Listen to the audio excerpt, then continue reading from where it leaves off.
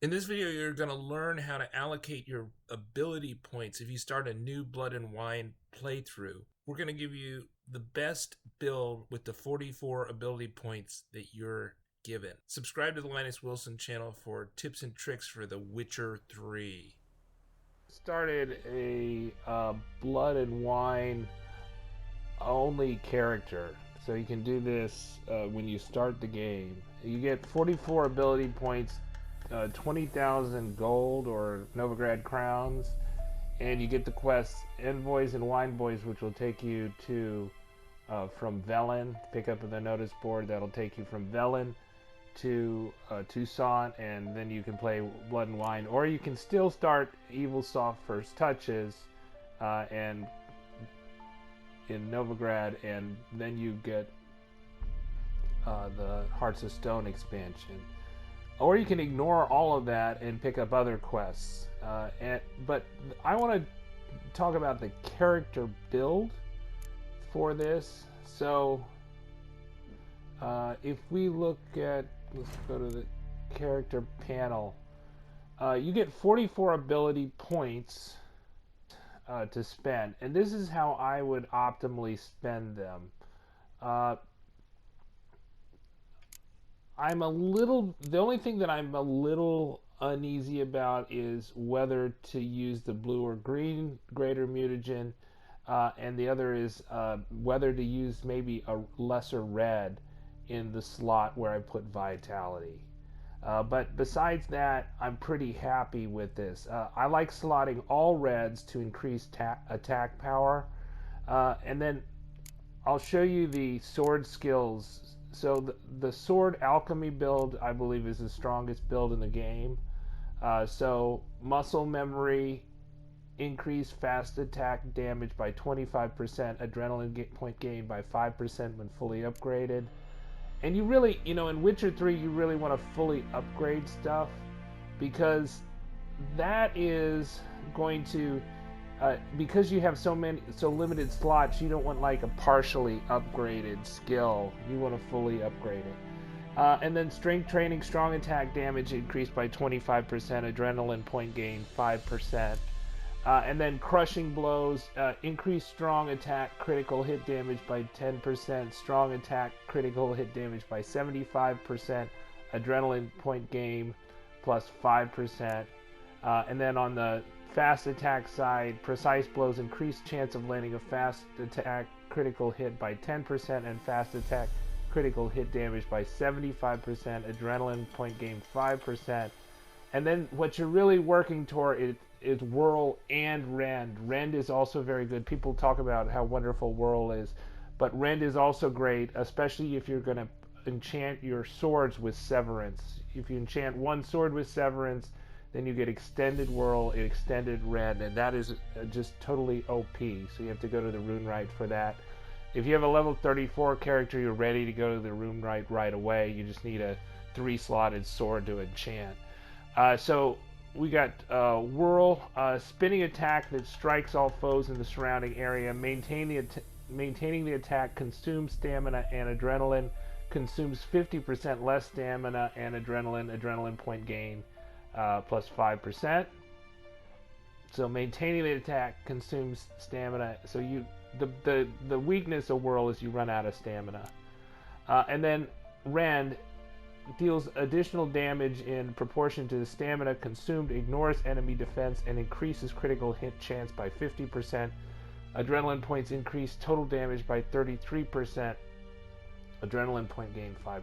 So the reds, you want to put them all together, right? So you get the 40% increase in attack power when you have the reds all together. When there's no reds, you get a 10%, and then you get like a middling amount if you have just one or two reds together. So and then I don't think they give you 3 greater red mutagens. They give you enough to make 3. You need to go in the crafting panel.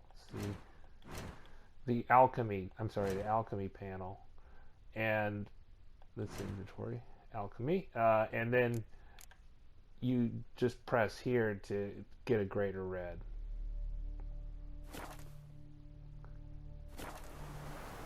So let's go back Okay, so let's look at the other skills that I think you should slot right away. Acquired tolerance, I really like this skill.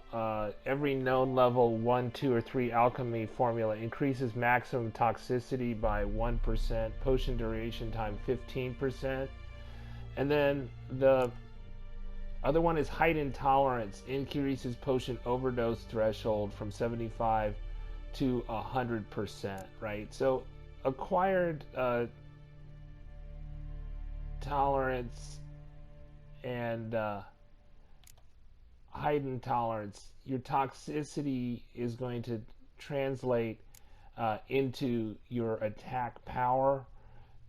So you want to have like max toxicity once you get to Blood and Wine and you do Come and Embrace the Strange, because that is gonna, you're gonna be able to get a build around skill tree that will allow you to increase your attack power by your toxicity level. For the moment here, we're just going to, it's going to allow us to consume more potions and decoctions, and those make Geralt more powerful in and of themselves.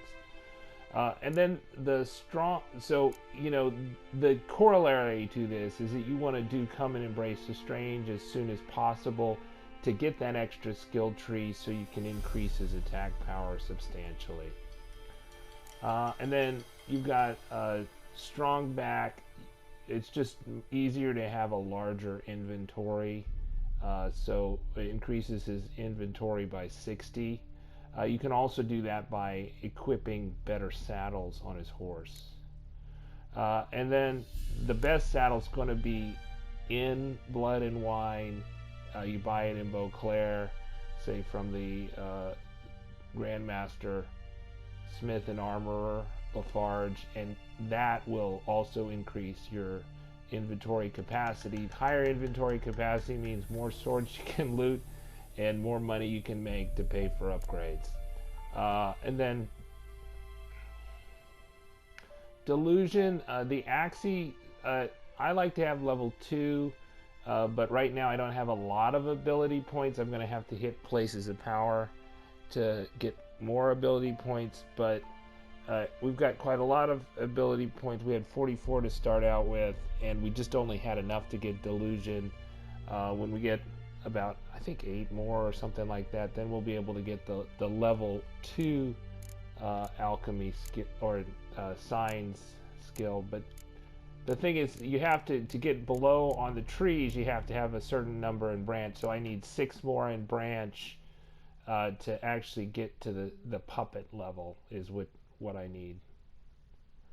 So